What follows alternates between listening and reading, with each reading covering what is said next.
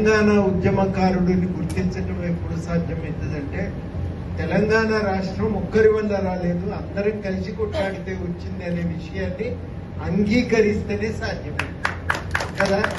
నేను ఒక్కరినే కొట్లాడినా అంటే ఇంకా గుర్తించేదేముంది లేదు.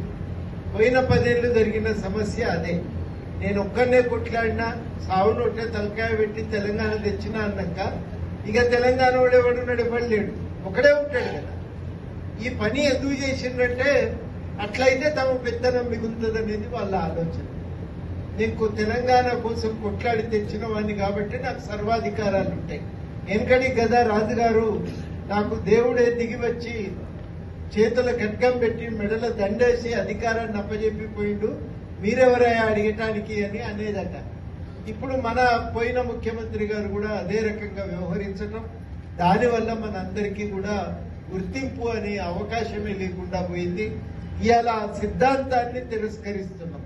మొట్టమొదట మనం తిరస్కరించే సిద్ధాంతం ఏంటిదంటే, తెలంగాణ ఒక్కరి వల్ల వచ్చింది అనే సిద్ధాంతాన్ని తిరస్కరిస్తున్నాం. తెలంగాణ సర్వజనుల యొక్క కృషి వల్ల, సకల జనుల పోరాటాల వల్ల వచ్చింది. దీంట్లో నిజానికి ఎవరినన్నా మనం ఎక్కువ కీర్తించాలంటే అది రాష్ట్రం కోసం అమరులైనటువంటి వాళ్ళని. ఇది మనం గుర్తుపెట్టుకోవాలి. వాళ్ళతో పాటు మనలాంటి అనేక మంది కూడా త్యాగం చేసిండ్రు రాష్ట్ర సాధన కోసం. వాళ్ళని కూడా మనం గుర్తు చేసుకోవాల్సిన సమయం. దానికోసమే మనం ఇవాళ అందరం కూడా ఐక్యమవుతున్నాం, కలిసి నిలబడుతున్నాం. రెండు చాలా ముఖ్యమైన విషయం ఏంటంటే, మన సంక్షేమం కోసం మనం అందరం అడుగుతున్నప్పుడు రకరకాలుగా మనల్ని గుర్తింపు ఎట్లా అనే సమస్య వస్తుంది. ఆ గుర్తింపుకు సంబంధించి రకరకాల ప్రతిపాదనలు రెండు ఉంటాయి. ఇవ్వడం ఎంత పొడుగు చెప్పినా, ఒకటి తెలంగాణ కోసం కొట్లాడిన చరిత్ర ఉన్నోళ్ళు, అవును కదా, అవి లేకుండానైతే ఎవరికి ప్రయోజనం లేదు. రెండవది అందువల్ల కేసుల్లో ఇరికినటువంటి వాళ్ళు. ఇవి మనకు లక్షణాలు ఉంటాయి. ఈ లక్షణాల ద్వారా గుర్తుపట్టడం కష్టమైన పని కాదు.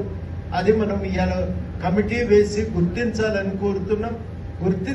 గుర్తించి వాళ్ళ సంక్షేమం కోసం విధి విధానాలు కూడా ప్రతిపాదించాలి. ప్రభుత్వం హామీ ఇచ్చిన 250 గజాలతో పాటు ఇతర విధి విధానాలను కూడా, సంక్షేమ కార్యక్రమాలను కూడా ప్రతిపాదించాలని చెప్పి మనం కోరుతున్నాం. మూడవది, మేము కొట్లాడినాం, తెలంగాణ తెచ్చినాం కాబట్టి రాజ్యం మాదే అంటారా మీరు కూడా? ఇక కేసీఆర్ నిన్నటి దాకా అన్నాడు, ఇవాళ మనం అంటున్నాం. తేడా ఏంటంటే ఆయన నా ఒక్కంది అన్నాడు, ఇప్పుడు మనందరిది రాజ్యం అంటున్నాం. మాకు భూమి కావాలి, మాకు భూమి ప్లాట్ కావాలి, మాకు పింఛన్ కావాలి, మాకు బస్సు ఫ్రీ కావాలి అని మనం అడుగుతున్నాం. మరి కొట్లాడటానికి మనం ఎంట అండగా నిలిచిన ప్రజల సంగతి వాళ్ళు లేకపోతే మనం కొట్లాడటాన్ని నిలుస్తుండేనా? చాలా ముఖ్యం ఇది.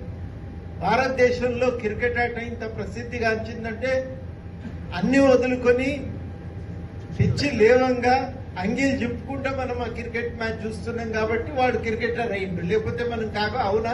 కాకపోవును కదా. మనం ఆడకపోతే ఆయన కాకపోవును కదా. మనం చేస్తున్న పోరాటం కరెక్ట్ ఉంది అని చెప్పి తన మనోరాలతోని మాట రాకముందే, అమ్మ అనకముందే, అత్త అనకముందే తెలంగాణ అనిపించినటువంటి ఆ ప్రజలది పెద్ద యొక్క పాత్ర.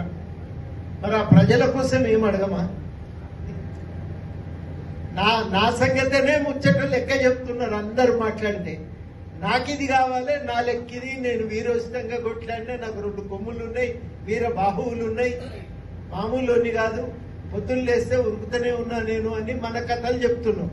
మన అండగా నిలిచిన ప్రజలు, వాళ్ళు భరించినటువంటి కష్టాలు, బాగా దీపావళి దసరా పండుగ జరుగుతున్న సందర్భాన సకల జనుల సమ్మెకు పిలుపునిస్తే బస్సులు ఆగిపోతే అత్తగారింటికి నుంచి తల్లిగారింటికి పోవటానికి ఆడపిల్లలు ఎంత తిప్పలు పడ్డారో మనకు తెలుసు. అయినను వాళ్ళు ఒక మాట అనలే.